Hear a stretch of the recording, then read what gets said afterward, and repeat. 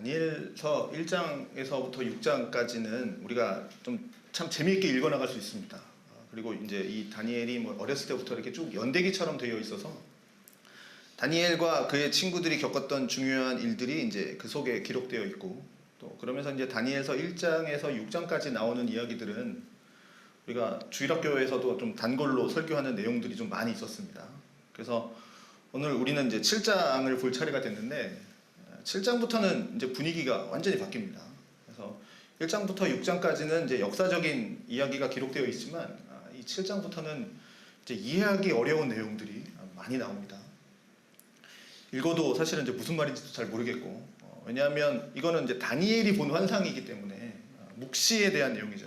계시에 대한 묵시, 종말에 대한 이야기이기 때문에 우리가 요한계시록을 딱 어려워하는 것처럼 이 다니엘 7장부터 12장도 매우 어려워합니다. 그래서 잘 설교도 잘 하지 않아요. 이 7장부터 12장은 설교하는 것도 많이 못 들어보셨을 겁니다.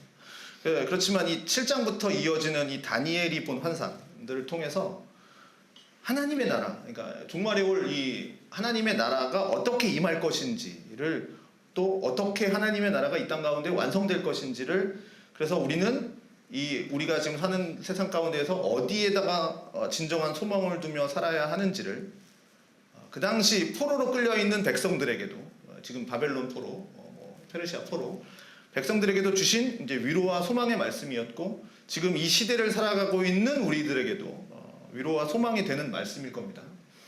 그래서 첫 시간에도 말씀드렸지만 이 다니엘이 처한 환경, 바벨론 포로 이전에는 다니엘은 이스라엘에 살았죠. 유대에 살아서 이스라엘 사회 속에서 하나님을 섬기는 사람이 주류가 되어서 그렇게 살아가는 것이 이제 주류였으니까 하나님을 섬기는 게 너무나도 자연스럽고 너무나도 당연한 거였지만, 이제 바벨론 포로로 끌려간 다음에는 하나님을 믿지 않는 사람들 틈에 있는 거예요. 내 주위에 하나님을 믿는 사람들이 없어요. 그래서 하나님을 믿는 소수의 사람들이 그 정체성을 지키면서 살아가야 하는 상황이잖아요.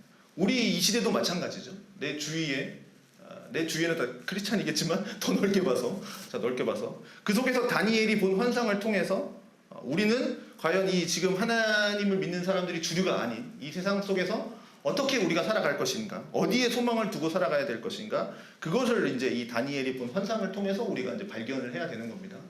그런 이제 역사적인 일들이 1장부터 6장까지 있었고, 이제 7장은 환상입니다. 자, 1절부터 볼게요. 바벨론 벨사살 왕 원년에 다니엘이 그의 침상에서 꿈을 꾸며 머릿속으로 환상을 받고 그 꿈을 기록하며 그 일의 대략을 이제 진술했다, 이렇게 되어 있습니다. 자, 벨사살 왕 기억하시나요? 5장에서 나왔던 바벨론의 마지막 왕이 이제 벨사살 왕입니다. 메네메네 데겔 우바르신, 이게 손가락 같은 것들이 나와서 이제 벽에 이렇게 석회벽에 글을 쓰고, 그 다니엘이 이제 그 글씨를 해석하고 이렇게 그날 밤에 이제 벨사살 왕이 이제 페르시아에 죽임을 당하고, 그랬던 이제 바벨론의 마지막 왕이 이제 벨사살 왕입니다. 그 다음에 이제 6장은 이제 메데바사 제국이죠. 그러니까 여기 7장이죠. 지금 5장의 얘기인데 7장 다시 앞으로 돌아간 겁니다. 메데바사에서 다시 이제 바벨론으로 돌아간 겁니다. 그러니까 벨사살 왕 원년이니까 5장 더 전이겠죠. 5장 더 앞으로 간 겁니다. 그때 이제 다니엘이 밤에 이제 꿈을 꾼 거죠. 벨사살 왕이 처음 딱 이제 첫 왕이 된 이제 첫 원년에 꿈을 꾼 겁니다. 다니엘이 이제 꿈을 꾼 거죠. 그리고 이제 그 꿈의 내용을 기록하고 이제 그 일을 이제 진술한 겁니다. 그래서 2절에 보면 밤에 이제 환상을 보는데 하늘에 네 바람이 큰 바다로 몰려 불었다. 네 바람이 큰 바다로 몰려들었다라고 되어 있고요. 큰 짐승 넷이 바다에서 나왔다라고 되어 있습니다. 자, 지금 우리들이 볼 때 바다, 그럼 어떤 느낌이 듭니까? 바다, 이게 발리, 이런, 하와이 이런 바다 생각하지 마시고요. 낭만적이고 뭔가 여행 가고 싶고 아름다운 곳이고 이렇게 연상되는 바다지만, 우리는 이제 성경에 나오는 바다는 뭐냐면 이 요한계시록의 바다도 같은 비슷한 상황인데 상징적으로 많이 나오는데, 성경의 바다는 뭐냐면 두려움입니다. 두려움의 상징입니다. 왜 그러냐면, 왜 두려움이냐면, 지금은 이제 우리가 기술이 많이 발달됐으니까 이렇게 바다 아무리 심해 이래도 레이저로 밑에 뭐가 다 있다, 아니면 잠수함을 타고 어느 정도까지 들어가지 않습니까? 그래서 잠수함 같은 거 타면 바닷속으로든지 얼마든지 내려갈 수 있고, 뭐 바다 생물이 어떻게 생겼는지, 그 다음에 우리는 다 알 수 있기 때문에 정말 아주 깊은 심해가 아닌 이상 바다 밑에 뭐가 있는지 대충 우리는 다 알 수 있죠. 뭐 어느 지역에는 뭐가 살고 있고 뭐 이렇게 다 알지 않습니까? 우리는 다 알고 있어요. 그래서 수심이 얼마나 되는지도 다 알고 있어요. 그래서 바다가 그렇게 뭐 미지의 세계이긴 하지만 그래도 어느 정도 압니다. 그러나 이 당시 사람들의 이제 사고 방식을 한번 생각해 보면 바닷속에 뭐가 있는지 도무지 알 수 없는 시대입니다. 뭐 들어가 봐야 뭐 몇백 미터 들어가 보겠습니까? 그래서 바다는 무서움의 상징이고요. 그다음에 무질서의 상징이고 혼돈의 상징입니다. 그래서 바다는 좀 극단적으로 얘기하면 하나님과 반대되는 개념입니다. 반대되는 게 이제 바다입니다. 그래서 하나님의 심판 또는 음부, 지옥 이런 걸 상징하는 게 바다입니다. 그래서 바다는 굉장히 두려움이라는 거죠. 이 당시 성경에 나오는 바다는. 자, 그러니 이제 요나, 우리가 요나서를 나중에 배우겠지만 요나 같은 경우에 이제 요나가 바다에 빠졌다. 그들이 볼 때는 엄청난 두려움인 겁니다. 요나가 바다에 빠졌다라는 것. 자, 그러면 봅시다. 내 바람이 바다로 불었고 내 짐승이 바다에서 나오는 거니까 이 짐승은 선한 짐승이겠습니까? 나쁜 짐승이겠습니까? 악한 짐승이겠죠. 하나님을 적대하는 의미인 바다에서 나온 거니까 나쁜 거죠. 이 짐승들은 악한 짐승입니다. 그리고 곧 하나님에 대한 적의와 반감을 갖고 있는 이제 짐승인 겁니다. 이 네 바다에서 나온 이 네 짐승이. 자, 네 짐승이 나옵니다. 그런데 이제 그 모양이 각각 다르다. 바다에서 나왔는데 그 모양이 각각 다르더라. 자, 하나하나를 이제 한번 생각해 보겠습니다. 자, 첫째 짐승은 이제 사자와 같다라고 했습니다. 네, 사자와 같다. 네, 사자와 같은데 이제 독수리 날개가 있습니다. 이상하죠? 이제 그러니 굉장히 괴기한 짐승의 모양을 하고 있는 거예요. 사자와 같은데 독수리의 날개를 하고 있고, 두 번째 짐승은 이제 곰과 같다. 그런데 몸 한쪽을 이렇게 들고 있다라는 거죠. 셋째 짐승은 표범과 같아요. 그런데 얘도 날개가 4개 있는 겁니다. 이 표범과 같은데. 그리고 마지막 짐승은 뭐 설명이 안 되는, 이렇게 다니엘이 봤는데 뭔지 모르겠는, 하여튼 설명이 안 되는 짐승인 겁니다. 표현도 못 합니다. 네 번째 짐승은. 자, 2장에서 우리가 보면 느부갓네살 왕이 꿈꾸지 않습니까? 머리에는 순금으로 돼 있고, 그 다음에 가슴은 은으로 돼 있고, 그 다음에 배는 노수로 돼 있고, 다리는 쇠로 되어 있는 아주 거대한 신상을 보는 꿈을 꾸지 않습니까? 그러면서 이제 사람의 손으로 다듬지 않는 돌 하나가 이제 날라오죠. 그 신상에 날라와서 그 새와 진흙으로 된 그 발을 때려서 그 신상이 무너지고 바람에 날리는 겨우같이 되었다. 그래서 그 나라가 4개 나라다. 뭐 이렇게 얘기하지 않습니까? 그래서 느부갓네살이 꾸었던 꿈을 다니엘도 이제 그 꿈을 꾸면서 그 꿈의 의미를 해석해 줬죠. 자, 2장은 아무래도 이 다니엘이 그 느부갓네살이니까 이제 느부갓네살이 그 바벨론을 이제 건국했으니까 그러니까 다니엘이 포로로 끌려온 지 얼마 되지 않았을 시기였으니 제가 어디서 봤는데 한 50년 정도밖에 안 됐다 그러더라고요. 그러니까 50년 정도 차이. 그러니까 느부갓네살과 벨사살. 그리고 지금 벨사살 원년. 그때 느부갓네살 때 보고 벨사살 원년 50년 정도 이제 자신이 환상을 본 겁니다. 그러니까 4개의 짐승이 나오는 거죠. 자, 7장부터는 이제 묵시 문학이기 때문에 해석하기가 참 어렵습니다. 그래서 묵시이기 때문에 다양한 해석들이 있습니다. 제가 말씀드리는 건 가장 보편적인 해석, 가장 주류로 이루어지는 해석을 말씀을 드리겠습니다. 자, 첫 번째입니다. 첫 번째는 이제 사자와 같다라고 했습니다. 그리고 독수리의 날개가 있다. 이것은 그 느부갓네살 생각해 보시면 그 머리 같죠? 바벨론을 상징하는 겁니다. 그러니까 느부갓네살이 꿨던 꿈에서도 바벨론, 메데바사, 헬라, 로마 이렇게 제국을 상징하는 모습을 봤던 것처럼 오늘 이 네 짐승도 그 네 나라를 나타내는 겁니다. 그래서 첫 번째 나라는 사자 같고 독수리 날개가 있다. 이게 이제 바벨론을 상징한다라고 합니다. 그런데 이제 이 날개가 뽑혔다. 날개가 뽑혔고 그 날개가 뽑혔다라고 했죠. 이제 뭘 연상할 수 있냐면 느부갓네살이 자신이 교만한 상태에서 하나님을 버림받는. 그래서 이게 막 내가 신이다 막 그랬잖아요. 막 이렇게 공중정원 이거 보면서 내가 만든 거야 막 느부갓네살이 그랬지 않습니까? 그런데 이제 그런 상태에서 하나님께 버림받는 그래서 들짐승처럼 되는 그런 거, 그걸 나타내주는 것처럼 보이는 거죠. 날개가 뽑혔다. 잘 나갔었는데. 그런데 다시 사람의 두 발로 서게 함을 받고 사람의 마음을 받았다. 느부갓네살이 아시죠? 기억하시죠? 다시 회개하고 겸손해지니 다시 하나님이 다시 그를 세웠죠. 그를 세우면서 사람으로 다시 세우신 것처럼 그걸 연상할 수 있는 모습이 지금 여기 나오고 있는 겁니다. 자, 그러니 사자가 두 발로 서게 함을 받았다. 사람의 마음을 받았다. 그런 모습들이 이제 바벨론의 모습이지만 날개가 뽑혔다라고 하는 것은 바벨론이 강대한 나라였고 두려운 나라였지만 바벨론은 결국에는 날개가 뽑혔습니다. 멸망한다라는 이야기인 거죠. 그 다음에 나오는 이제 두 번째 짐승, 곰과 같다라는 거죠. 곰이 아니라 곰과 같은 짐승입니다. 곰이라고 생각하지 마시고 곰과 같은 짐승. 이 곰과 같은 짐승이 몸 한쪽을 들었다. 그 잎 사이에는 새 갈빗대를 물고 있다. 라는 겁니다. 그리고 이제 말하는 자들이 있는데 말하는 자들이 뭐라고 그러냐면 일어나서 많은 고기를 먹어라. 라고 말하는 겁니다. 그러면 이 두 번째 짐승은 여기서는 좀 해석의 차이가 있습니다. 사람마다 조금씩 차이가 있는데 이게 이제 이 짐승을 이제 메대라고 해석하기도 하고 아니면 메대바사, 그러니까 메대하고 바사, 바사는 페르시아죠. 메대바사, 페르시아까지 말하는 경우도 있습니다. 그런데 보통 메대바사, 메대와 페르시아를 말하는 걸로 보면 되겠습니다. 해석하는 건 좀 차이는 있지만, 자, 엄청난 크기와 무게를 가지고 있는 이 곰이 서 있는데 몸 한쪽을 들고 있습니다.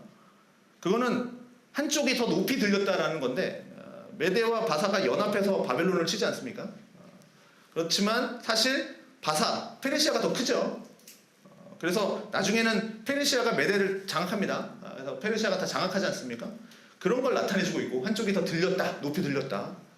이 두 번째 짐승이 곧 어떻게 됩니까? 바벨론을 무너뜨리고 당시에 패권을 장악하는 나라가 된다. 라는 것을 보여주고 있는 겁니다. 자, 세 번째 짐승, 표범과 같다 라고 했습니다.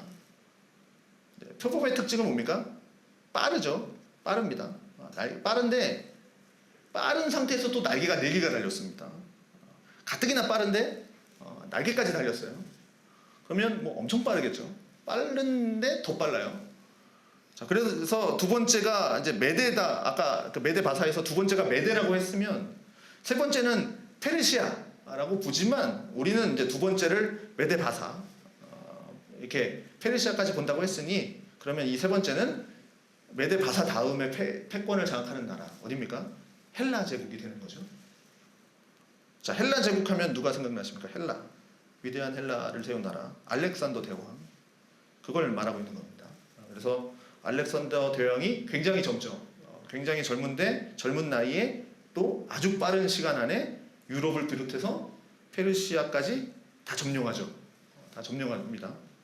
그렇게 빠르게 표범같이 날개까지 달고 이렇게 달려오는 것처럼 빠르게 장악하는 우리가 이제 헬라 제국을 말하는 거고.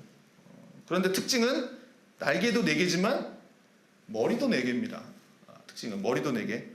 또 권세도 받았다 그래요. 권세도 넷이 있고 또 권세도 받았다. 그래서 역사적으로 보면 알렉산더가 빨리 죽잖아요. 빨리 요절하죠. 빨리 죽죠. 그래서 알렉산더가 후계자가 없죠. 후계자가 없습니다. 그래서 알렉산더 밑에 있던 장군 4명이서 제국을 나눠서 통치합니다. 알렉산더가 사후에 이거를 이제 나라가 이제 4개로 쪼개지죠. 그걸 또 나타내고 있는 겁니다. 이제 4개의 장군들. 이건 이제 벨사살 때 이제 다니엘이 꾼 환상인 겁니다. 우리가 이제 딱 역사적으로 보면 이렇게 됐구나 이렇게 생각하지만 이제 보는 거죠. 그리고 마지막 짐승, 네 번째 짐승은 다니엘이 봤을 때 이 땅에서 자신이 봤던 짐승과 뭐 비교할 만한 게 없는 겁니다. 그래서 뭐가 같다고 말을 하지 않아요. 이것도 그냥 이미지 그림입니다. 어디가 그냥 굉장히 무서울 것 같은 거 하나 그냥 갖고 온 겁니다. 다양하게 그렸어요. 이것도 뭐 공룡, 뭐 티라노사우루스도 있고 뭐 다양하게 그렸는데 가장 무서울 것 같은 거 하나 갖고 온 겁니다. 자, 그런데 특징은 굉장히 무섭고 이제 놀라운 짐승입니다. 그리고 쇠로된 이가 이제 쇠로됐다. 그래서 먹고 부서뜨리고 나머지는 발로 다 밟고. 앞에 서 있던 새 짐승도 굉장히 무섭고 두려운 짐승이지만 이 4번째 짐승은 뭐 말할 것도 없는 엄청 무서운 겁니다. 자, 우리가 영화에서 뭐 고질라, 뭐 주라기 공원 막 그런 공룡, 우리가 뭐 영화에서 봤으니까 뭐 이렇게 표현하거니 뭐 이게 굉장히 무서운 공룡은 뭐 이렇게 뭐 아까 얘기했던 막 티라노사우루스처럼 생겼거니 그렇게 그렸겠지만 이 당시 사람들은 자기 눈으로 본 동물만 그거 아닙니까? 뭐 영화 뭐 공룡 이런 걸 봤겠습니까? 그러니까 본 적이 없으니 상상을 한번 그려보지만 뭐라고 할 수 없고 그러니까 비교할 수 없는 뭐 그런 괴기한 동물이었던 겁니다. 근데 이제 이 네 번째 짐승의 특징이 있는데 뿔이 10개가 있다라는 겁니다. 뿔은 뭡니까? 이제 권세를 나타내죠. 뿔이 10개가 있는데 그 뿔 10개 사이에 또 작은 뿔이 나는 거죠. 작은 뿔이 나더니 첫 번째 뿔 3개를 뿌리까지 뽑아버리고 그 작은 뿔에는 또 사람의 눈이 난답니다. 사람의 눈들이 있고 그리고 입도 있는데 큰 말을 했다. 즉 큰 말, 그러니까 교만에 빠진 말을 했다. 그러니까 뿔이 10개 있는데 첫 번째 뿔을 부러뜨리고 작은 뿔들이 나오고 작은 뿔들의 눈이 있고 입이 있는데 큰 말을 했다. 이제 교만한 말을 했다. 자, 그러면 이 마지막 짐승은 이제 우리가 알다시피 이제 로마 제국을 얘기하는 거겠죠. 그리고 10개의 뿔이 있다라는 것은 어떻게 됩니까? 로마가 나중에 분열하죠. 로마가 나중에 분열합니다. 제국이 분열된 후에 생겨난 왕들을 의미하기도 하고 또 나라들을 의미하기도 한다라고 하는 거죠. 그러면 이 작은 뿔들은 뭐냐? 이 작은 뿔이 3뿌리를 뽑았다 그러는데 3나라를 그럼 무너뜨리는 거냐? 이게 큰 게 3나라를 무너뜨리는 거냐? 아니면 마지막 종말에 적그리스도를 얘기하는 거냐? 다양한 해석은 있지만 어쨌든 요거는 다양한 해석은 나중에 하도록 하고요. 이 넷째 짐승은 어쨌든 로마 제국과 같다. 그러면 여기 나오는 이 짐승들의 공통점은 뭐냐?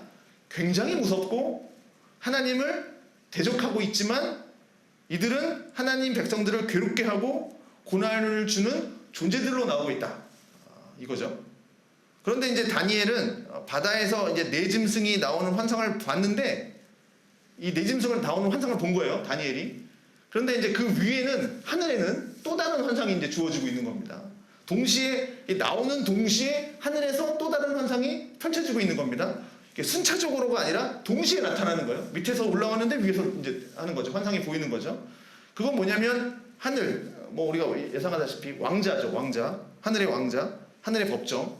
이제 그거를 이제 9절부터 보시면 9절. 내가 보니 왕자가 놓이고 옛적부터 항상 계신 이가 좌정하셨는데 그의 옷은 희기가 눈 같고 그의 머리털은 깨끗한 양털 같고 그의 보좌는 불꽃이요 그의 바퀴는 타오르는 불꽃이며 왕자가 놓였습니다. 네. 거기에 누가 앉아 계시냐면 옛적부터 항상 계시니 라고 표현하는 분이 앉아 계십니다. 옛적부터 옛적부터 항상 계시니 이분이 누구십니까? 하나님인 거죠. 하나님이 이제 여기 앉아 계신 겁니다. 그런데 이 하나님을 옛적부터 항상 계시니 라고 표현하고 있습니다. 왜 이렇게 표현을 했을까? 하나님은 영원 전부터 영원 후까지, 그죠? 영원까지, 영원 전부터 영원까지 스스로 계시는 분이시기 때문에 뭐 이렇게 어느 순간 뭐 특별히 어느 순간에 탁 나타난 게 아니라 영원이 시작되기 전부터 그죠? 태초에라고 하는 것은 우리가 시작하는 그 태초 얘기하는 거 아닙니까? 그 전부터 계신 분 그죠? 영원 전부터 이렇게 계신 분이기 때문에 스스로 계신 분이시기 때문에 어느 순간 나타나서 계신 것이 아니라 항상 계셨던 분이라는 겁니다. 그러니 다니엘은 지금 바람이 뭐 바다로 불고 뭐 바다에서 네 짐승이 올라오는 것을 보면서 막 이 짐승들이 너무 무섭고 두려워서 떨면서 도대체 이 짐승이 뭘까 막 두려워 떨지만 이 왕자에 계신 뭡니까? 옛적부터 계시니 옛적부터 항상 계신 이분은 두려워하고 있습니까? 두려워하지 않아요. 이분은 옛적부터 계셨으니까 왜 두려워하지 않을까? 이분은 옛적부터 항상 영원하신 분이기 때문에 모든 걸 다 알고 있는 분인 겁니다. 갑자기 뭐 처음 보는 애들이네 이게 아닌 거죠. 자, 우리는 모르기 때문에 이게 뭐냐? 이게 도대체 뭐냐? 저게 의미하는 바가 뭐냐? 저것이 나를 어떻게 할 거냐? 저것이 나를 죽게 할 거냐? 이런 것 때문에 무서워하고 두려워하지만 하나님은 옛적부터 항상 계신 분. 그러니 모든 걸 다 알고 계신 분. 이기 때문에 두려움이 없는 겁니다. 그런 짐승들이 아무리 나타나도 그분은 우리가 창조되기 전부터 계셨고 수많은 역사, 수많은 나라, 수많은 사람들 그래서 뭐 나라가 뭐 강대국이 뭐 일어서고 망하고 사람이 태어나고 죽고 하는 그 모든 것들을 보고 계시는 그리고 앞으로도 통치하고 계실 분이시기 때문에 그래서 항상 계시니 라고 표현을 하는 겁니다. 왕자의 항상 계시니, 이 세상 모든 것들을 다 알고 계시는, 그런데 그분을 마치 지금 사람처럼 표현합니다. 옷을 입으셨는데 희기가 눈 같다 라고 했습니다. 뭘 의미할까요? 눈은 하얗죠. 그분이 입으신 옷은 눈 같다. 즉 세상과 악과 타협하지 않는 빛나고 순결함을 상징하는 거죠. 빛나고 순결함. 그래서 이렇게 하얀 옷 입으신 분들 많죠. 이단 분들 중에 빛나고 순결한 하얀 분, 그렇게. 그래서 또 그의 머리털은 깨끗한 양의 털과 같다. 깨끗한 양의 털, 뭘 의미하냐? 깨끗한 양의 털도 무슨 색입니까? 깨끗한 양의 털, 하얀색이죠. 자, 머리털이 양의 털 같다. 하얗다라는 건 또 나이가 들었다라는 거죠. 그걸 뭘 의미하냐면 나이가 들었다, 지혜자, 지혜를 얘기하는 겁니다. 사실 이제 두 가지 의미인 거죠. 하얗다라는 건 이제 순결함을 다시 한번 강조하는, 옷과 같이 순결함을 다시 한번 강조하는 것도 있지만, 그렇지만 나이 많은 백발의 그 노인이 갖고 있는 지혜를 상징하는 것처럼 항상 옛적부터 계신 이의 머리가 하얗다라는 건 많은 나이에서 오는 지혜를 상징하는 겁니다. 자, 그런데 그의 보좌는 불꽃이다. 바퀴가 있는데 이 보좌에 타오르는 불이다. 그래서 10절에 보면 뭐라고 다 있습니까? 불이 강처럼 흘러서 그의 앞에서 나오면서 그를 섬기는 자가 천천, 그 앞에서 모셔 선 자가 만만이며 심판을 베푸는데 책들이 펴 있는 겁니다. 자, 그러니 바다에서 짐승들이 올라오지만 저 하늘에서는 뭐가 이루어지는 거냐면 지금 심판이 이루어지는 거예요. 그 불이 막 강같이 흘러서 그 앞에서 그 하나님 앞에서 나오면서 그를 섬기는 자가 막 천천히고 모셔서 선 자는 만만이고, 그래서 그 심판을 베푸는데 이제 책들이 펴 있는 거죠. 자, 하나님께서 지금 심판을 하고 계시는데 이제 책들이 펴져 있는 겁니다. 자, 다니엘이 하늘을 보면서 하늘의 보좌를 보았는데 다니엘이 궁금한 건 이거죠. 아까 넷째 짐승에서 이제 작은 뿔이 나왔잖아요.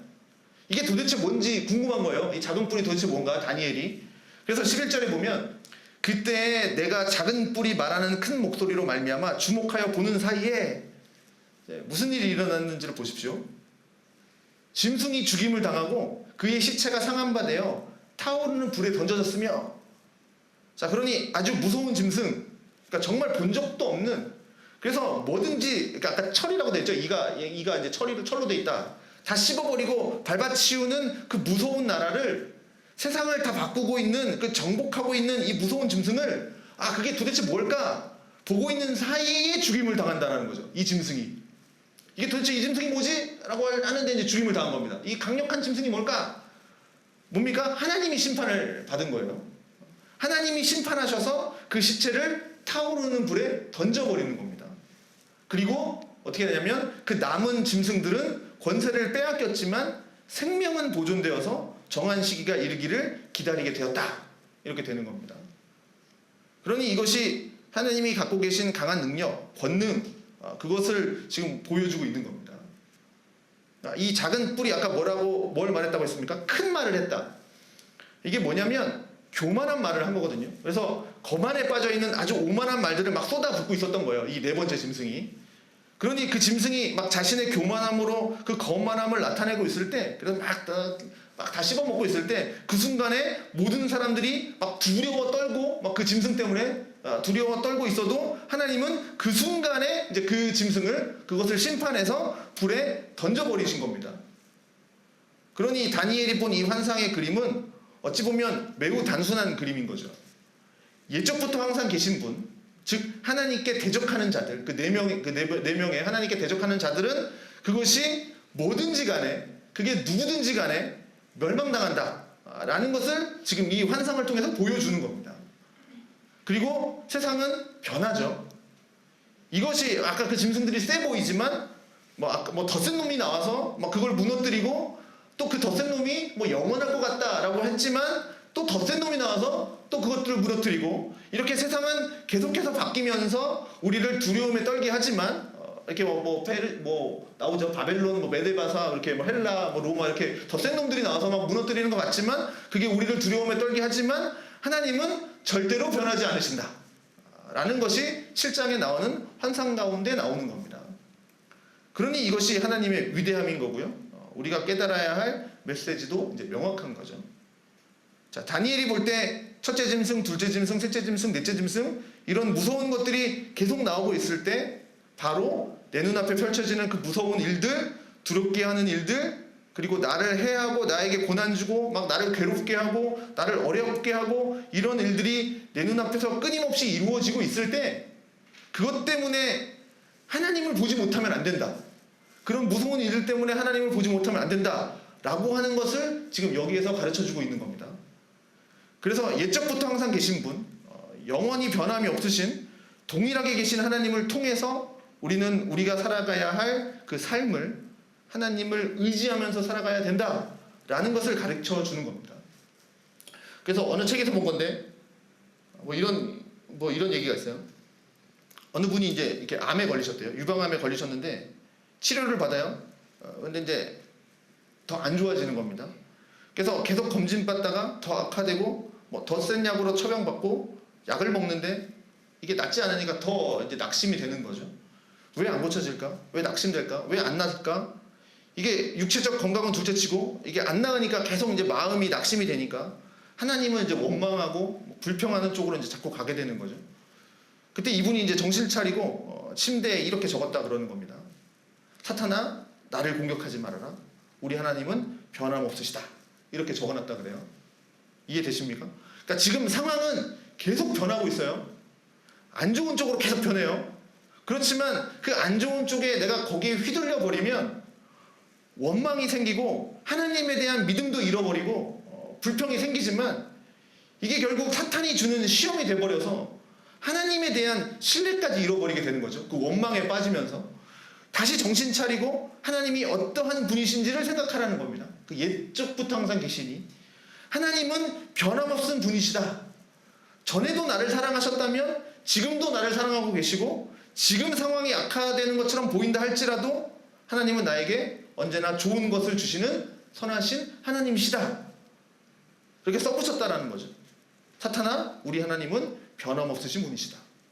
그게 우리가 믿어야 되는 거죠. 그게 우리의 믿음이어야 되는 거죠. 그러니 살아가다 보면 얼마나 많은 것들이 우리 마음을 흔들 때가 있습니까? 그러니 우리는 내 눈앞에 나타나는 여러 가지 일들로 인해서 마음이 막 흔들려요. 내가 하나님을 잘 믿다가도 내 안에 막 안 좋은 것들이 생기면, 불안한 것들이 생기면 막 믿음이 흔들려요. 그게 세상 속에서 보여지는 어떠한 결과에 의해서든지, 아니면 뭐 정치적인 것이든지, 아니면 뭐 경제적인 것이든지, 아니면 뭐 돈과 관련된 것이든지, 가정에 관한 뭐 관련된 것이든지, 내 건강에 관련된 것이든지, 모든 것들은 시시각각 변하게 돼 있습니다. 이게 한쪽으로 쭉 가지 않아요. 좋았던 것들이 막 갑자기 나빠지기도 합니다. 그러면 우리는 이것 때문에 막 마음이 흔들려요. 이때 우리가 기억할 것은 뭐냐? 하나님은 변함이 없으시다. 항상 옛적부터 계신 그분은 변함이 없으신 분이시다. 땅이 흔들리고 산이 변하여도 우리 하나님은 이 만물을 통치하고 계시는 변함없으신 분이시다. 우리가 그것을 믿고 우리의 인생을 바라보면 하나님이 우리를 항상 지켜주고 계시는구나. 그것을 우리가 이제 보게 되는 거고요. 깨닫게 됩니다. 하나님이 나를 여기까지 인도하셨구나. 이게 다니엘의 인생이었다라는 거죠. 어렸을 때부터. 보십시오. 사자굴에 들어가는 건 지금 이 환상보다 한참 뒤의 얘기입니다. 그죠? 한참 뒤의 얘기입니다. 그러니 사자굴에 들어갔을 때도 이런 믿음을 갖고 들어갔겠죠. 이미 다니엘은. 이거는 좀 뭐 벨사살 때니까. 한참 뒤지 않습니까? 자, 그런데 오늘 이 법정, 즉 하나님이 앉아 계신 보좌를 보면 또 다른 분이 등장을 하는데 하나님 말고 13절 14절입니다. 또 밤 환상 중에 보니 인자 같은 이가 하늘 구름을 타고 와서 옛적부터 항상 계신 이에게 나아가 그 앞으로 인도되매 그에게 권세와 영광과 나라를 주고 모든 백성과 나라들과 다른 언어를 말하는 모든 자들이 그를 섬기게 하였으니 그의 권세는 소멸되지 아니하는 영원한 권세요 그의 나라는 멸망하지 아니할 것이니라. 자, 여기 누가 등장하냐면 인자 같은 이가 등장을 합니다. 자, 인자 사람인 이게 아들 자자죠. 인자 사람이죠. 그러니까 사람과 같은 이가 등장을 하는 겁니다. 여기에. 자, 그러면 앞에서 본 사자와 같은 뭐 곰과 같은 표범과 같은이라고 되어 있잖아요. 뭐 곰 아니요. 사자 같은 뭐 표범과 같은 곰과 같은 이런 짐승을 봤는데 지금 여기서 보는 분은 누굽니까? 인자와 같은. 그러니까 즉 사람과 같은 사람이 여기 이제 등장을 하는 겁니다. 그런데 이분이 무엇을 타고 오냐면 구름을 타고 옵니다. 구름을 타고 오는 거죠. 그러니까 바다에서 나온 것과 하늘 구름을 타고 왔다는 것은 완전히 반대되죠. 대비되죠. 바다에서 오는 것과 하늘 구름 타고 오는 것은 완전 대비죠. 바다는 아까 얘기했듯이 혼돈, 무질서, 하나님을 대적하는 거라고 말한다면 하늘 구름은 뭡니까? 하나님의 영광입니다. 그러니까 그러니 구름 가운데 계시다라는 것, 인자 같은 이가 누구만이 계실 수 있습니까? 하나님이죠. 구름 가운데 계시는 것. 신약의 변화산 사건에서 예수님과 엘리야와 모세가 등장할 때 그때 베드로와 함께 있던 제자들이 어떻게 됩니까? 구름이 덮이면서 구름 속에서 하나님의 영광의 목소리를 듣습니다. 그게 하나님의 임재죠. 출애굽 때도 하나님이 나타나실 때는 항상 구름이 함께 있고 구름으로 나타나셨고, 그리고 성막을 완성했을 때도 어떻게 됩니까? 구름으로, 성전을 지을 때도 구름으로 그게 하나님의 임재이고 하나님의 영광이었습니다. 그런데 사람 같은 이가 구름을 타고 왔다. 그래서 다 이분을 우리가 예수님이겠구나 이제 이렇게 생각을 하죠. 다니엘은 이 인자 같은 이를 보면서 우리는 예수님이겠거니 하고 이렇게 보지만 우리는 이제 신약 시대니까 다니엘은 그럼 이 사람은 도대체 누굴까 이렇게 생각할 거 아닙니까? 이때는 뭐 예수님을 알지도 못했으니까. 우리는 이 부분에 있어서는 다니엘보다 더 많은 정보를 갖고 있습니다. 다니엘보다. 자, 이미 사람으로 오신 이 하나님의 아들을 우리는 알고 있기 때문에, 그래서 예수님이 사역하시면서 자신을 뭐라고 얘기합니까? 인자라고 얘기하는 거 아닙니까? 말씀하시잖아요. 그때 인자, 그러니까 사람의 아들이라고 표현하는 이유가 이 다니엘 7장 13절에서 말씀하고 있는 이걸 가지고 말씀을 하는 겁니다. 예수님이 내가 인자다라고 얘기하는 게. 그런데 이분이 도대체 어떻게 되시냐? 이 인자 같은 이가 옛적부터 항상 계시니 앞으로 인도됩니다. 그죠? 이 인자 같은 이가 옛적부터 항상 계신 이에게 앞으로 나아가서 그에게 권세와 영광과 나라를 주시고요. 모든 백성과 나라들과 언어를 말하는 모든 자들이 그를 섬기게 합니다. 그러니 이분이 영원한 권세를 가지신 분이 되는 겁니다. 놀라운 거죠. 하나님이 이제 이 인자 같은 이에게 이 권세를 주는 거죠. 그럼 이 네 짐승의 결말이 어떻게 되느냐? 자, 15절부터 보면 다니엘이 야, 이게 도대체 뭘까? 도대체 뭐냐? 막 번민하고 거기 계신 천사 중에서 나한테 좀 알려주십시오. 막 이렇게 얘기를 해요.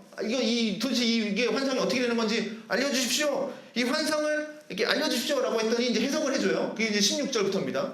19절부터 보면 이에 내가 넷째 짐승에 관하여 확실히 알고자 하였으니 곧 그것은 모든 짐승과 달라서 심히 무섭더라. 그의 이는 쇠요 그 발톱은 노시니 먹고 부서뜨리고 나머지는 발로 밟았으며 또 그것의 머리에는 10뿔이 있고 그 외에 또 다른 뿔이 나오며 3뿔이 그 앞에서 빠졌으며 그 뿔에는 눈도 있고 큰 말을 하는 입도 있고 그 모양이 그의 동류보다 더 커 보이더라. 내가 본즉 이 뿔이 성도들과 더불어 싸워 그들에게 이겼더니. 자, 21절에 보면 지금 이 뿔이 성도들을 괴롭히고 있죠. 성도들과 더불어 싸워 그들에게 이겼다. 그리고 성도들을 이기는 것 같지 않습니까? 이겼더니 뭐 이렇게 나오죠. 그런데 22절에 보면 옛적부터 항상 계신 이가 와서 지극히 높으신 이의 성도들을 위하여 원한을 풀어주고 때가 이름에 성도들이 나라를 얻었더라. 이제 이렇게 되는 겁니다. 그러니까 이 네 짐승, 그러니까 특별히 마지막 넷째 짐승이 성도들을 막 괴롭히고 그들과 싸워 이기는 것 같지만 최종적으로는 어떻게 됩니까? 하나님의 심판을 받고 하나님이 승리하시고 그 하나님의 승리가 성도들에게 주어진다 라는 거예요. 그걸 지금 우리에게 보여주고 있고, 그러면서 25절에 보면 그가 장차 지극히 높으신 이를 말로 대적하며 또 지극히 높으신 이의 성도들을 괴롭게 할 것이며 그가 또 때와 법을 고치고자 할 것이며 성도들은 그 손에 붙임바 되어 한 때와 두 때와 반 때를 지내리라. 자, 그러니 10뿔 그리고 이제 작은 뿔 뭐 이런 것들이 계속해서 하나님을 지금 대적한다라는 겁니다. 성도들을 괴롭힙니다. 지금 이 지극히 높으신 이를 막 말로 대적하고 뭐 괴롭게 하고 막 하지 않습니까? 그러면서 세상을 장악해서 세상을 고치고 막 법도 고치고 그러면서 하나님의 법들도 막 바꾸고 사람들이 하나님을 섬기지 못하도록 그렇게 성도들을 괴롭히고 있지만, 그죠? 막 법도 고치고 막 성도들 괴롭게 하고 성도들도 그의 손에 붙임받아서 막 괴롭히고 있지만, 그런데 그의 손에 붙임받아서 한때와 두때와 반때를 보낸다.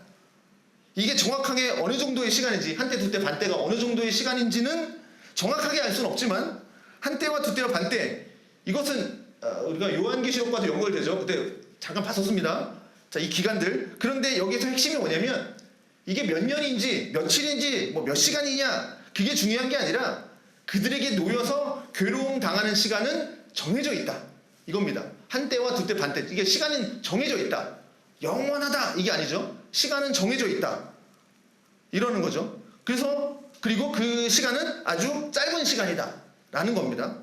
그 악한 것들이 우리 성도들을 지속적으로 괴롭히고 영원토록 괴롭히고 거기서 벗어나지 못하도록 뭐 계속해서 괴롭히고 거기서 끊임없이 괴롭힘을 당한다, 그게 아니라 그때는 정해져 있다. 성도들을 괴롭히는 그때는 정해져 있다. 그리고 그것은 짧다라는 겁니다. 그 짐승들이, 그 사탄들이. 그때가 지나가면 어떻게 되냐? 한때, 두때, 반때가 지나면 어떻게 되냐? 그게 26절이죠. 그러나 심판이 시작되면 그는 권세를 빼앗기고 완전히 멸망할 것이고 나라와 권세와 온천하 나라들의 위세가 지극히 높으신 이의 거룩한 백성에게 붙임받으리니 그의 나라는 영원한 나라이라. 모든 권세 있는 자들이 다 그를 섬기며 복종하리라. 자, 이 다니엘서의 말씀이 포로 생활을 하고 있는 유다 백성들에게 얼마나 희망이 되었을까? 자, 지금 내가 괴롭힘을 당하고 있지만 금방이다, 금방 지난다.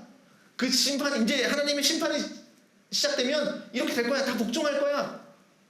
그들은 조상의 죄와 그 다음에 자신들의 죄로 말미암아서 나라가 바벨론에 의해서 멸망당하고 또 나라 빼앗기고 주권 잃고 바벨론이라고 하는 곳에 포로로 끌려와 있고 오랫동안 지금 이 땅 가운데 살고 있습니다. 나라를 빼앗겼습니다. 많은 사람들이 전쟁에서 죽었어요. 그러니 어떤 사람들은 뭐 포로로 끌려왔지만 가족을 잃은 사람들도 있을 거고 포로로 끌려와 있는 사람들도 있습니다. 그러면 이들에게 무슨 소망이 있겠습니까? 언제 내가 다시 내 고향으로 돌아갈까? 언제 내 땅으로 다시 돌아갈 수 있을까? 그게 소망이겠죠. 우리가 일제시대 때 보면 일제 그 침략에 의해서 하면 언제 다시 내 고향으로 돌아갈까 막 하지 않습니까? 그런데 시간이 지나도 이스라엘 나라는 회복될 기미가 보이지 않아요? 바벨론을 비롯한 악한 나라들은 막 더 강성해지는 것 같아요. 이들의 마음은 자연히 하나님에 대한 비전과 믿음은 사그라들겠죠.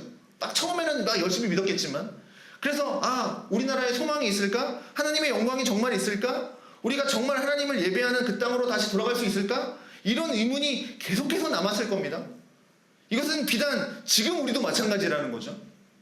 우리도 우리의 현실을, 삶을 생각해 보면 나는 하나님의 백성으로 부름 받았어, 난 하나님의 백성으로 이제 보냄 받았어 라고 하지만 여전히 내가 이해하지 못하는 죄의 권세가 있고, 왜 나는 하나님의 백성이지만 이렇게밖에 살지 못할까? 라고 하는 나의 연약한 모습들이 막 떠오르는 거죠. 자, 마무리하겠습니다. 지금 이렇게 무서운 짐승, 바다에서 나온 짐승이 성도들을 괴롭히는 것 같지만, 그렇게 강한 힘을 갖고 성도들을 집어삼키는 것 같은 그런 세상에서 우리가 살고 있지만, 그러면 이 세상에서 우리는 무엇에 소망을 두고 살아야 되는가? 이런 지금 악한 세상 가운데에서 소망을 어떻게 우리는 발견할 수 있을까? 우리는 이 짐승에게 겁먹지 말고 날마다 최후의 결정적 심판을 하시는 하나님을 기억하면서 살아라 라는 겁니다. 이 짐승, 그러니까 눈에 보이는 것들의 마음을 빼앗긴 채 살아가면 마치 영원히 고통을 받는 것 같지만, 그러나 그것 위에, 그 무엇보다 더 위에 계신 변함없으신 영원부터 계신 그 하나님께서 그들을 심판하실 것이다 라는 것을 기억하고 살아간다면 우리는 이 세상을 이길 수 있다는 겁니다. 그러니 스스로 그것을 한번 물어보십시오. 하나님이 모든 세상의 심판자라고 하신다면, 하나님이 모든 세상의 심판자다 라고 하신다면, 그러면 우리는 그 하나님을 만날 준비가 되어 있는가? 우리의 모든 죄들이 있습니다. 아까 심판을 베푸는데 책들이 펴 있다 그랬어요. 요한계시록에 가면 이제 어떻게 되냐면 생명책을 펴나요. 그리고 각 사람의 행위대로 심판하신다 그래요. 그러면 우리의 모든 생각과 욕심과 죄와 행동과 정말 그 모든 것들이 낱낱이 기록되어 있는 그 책이 이제 펼쳐지는 겁니다. 펼쳐진 채 하나님 앞에 심판대 앞에 서게 될 텐데 그 심판대에 설 준비가 되어 있는 거예요. 그러니 여기서 우리의 유일한 소망은 뭡니까? 인자 같으니, 즉 예수 그리스도께서 나의 모든 죄와 불결한 모든 것들을 어떻게 하십니까? 다 짊어지시고 대신 우리를 대신해서 심판을 받으셨다라는 거. 여기에 우리의 소망이 있는 겁니다. 악한 모든 것들이 다 심판받고 있을 때 우리는 어떻게 될 건가? 나도 그 심판을 피할 수 없는 더러운 죄인이지만 그러나 그 내 모든 죄를 우리 주 예수 그리스도께서 다 가지고 가셔서 나를 대신해서 심판을 받으셨다라는 거. 내가 받아야 할 그 심판을 그리스도께서 받으셨다라는 거. 그것을 알고 있는 것이 우리의 유일한 소망입니다. 그래서 이 인자와 같은 이분께서 그 모든 권세와 영광을 받으신 그 이분께서 우리를 대신해서 이 무시무시한 짐승과 맞서서 싸우시는 겁니다. 우리는 이 짐승들과 싸울 이유가 없어요. 그러나 그분이 우리를 대신해서 싸워주시는 겁니다. 그리고 우리를 대신해서 고난을 받으셨는데 그런데 예수님께서 받으신 고통은 우리가 받는 고통과는 달라요. 무엇이 다르냐면 우리는 지금 이 세상에서 살면서 당하는 여러 가지 고난과 어려움이 있지만 여러분 지금까지 살아온 인생 속에서 어떠한 자비와 어떠한 긍휼 없이 끊임없는 고통, 지속적인 고통, 막 더해가는 고통만 받으시면서 사셨습니까? 우리가 살면서? 아니죠. 고통이 있었지만 때가 되면 하나님의 긍휼이 나타나서 그곳에서 나를 건져주시는 것을 우리는 경험합니다. 경험했고요. 그 고난을 받아야 하지만 하나님께서 또 그것을 없애주시는 그런 은혜도 우리는 받으면서 살고 있었다라는 겁니다. 그러나 예수님께서 십자가에서 받으신 고통은 하나님께서 조금의 자비도 긍휼도 그렇게 베풀어 주시지 않는 엄청난 고통이었습니다. 이해되십니까? 십자가에서 내가 받아야 할 고통을 대신 받으신 그 예수님은 하나님께서 조금도 자비를 베풀지 않으시고 조금도 긍휼도 베푸지 않으시고 하나님의 무서운 진노를 그대로 받으셔서 그렇게 하나님의 버림을 받고 십자가에서 죽이심을 당하는 거거든요. 그렇게 고통을 당하신 그리스도가 계시기 때문에 지금 우리는 이 세상에서 내가 살면서 어떠한 일을 당하든지 간에 로마서 8장에서 말씀하고 있는 것처럼 그 무엇도 하나님의 사랑에서 우리를 끊을 수 없다라는 것이라는 거죠. 하나님이 나의 심판자시고 예수님께서 나의 구주시라고 하신다면 그러면 이 세상에 나를 괴롭히고 믿음을 떨어뜨리려고 하고 있고 죄의 유혹을 끊임없이 주고 있고 너는 그것밖에 안 되는 인간이야 라고 하면서 나를 괴롭히면서 이제 자존심을 다 깎아내리고 있을 때 결국 우리가 기억해야 할 건 이겁니다. 세상은 나를 해칠 수 없다. 마귀가 우리를 지옥에 보낼 수 있다라고 생각하십니까?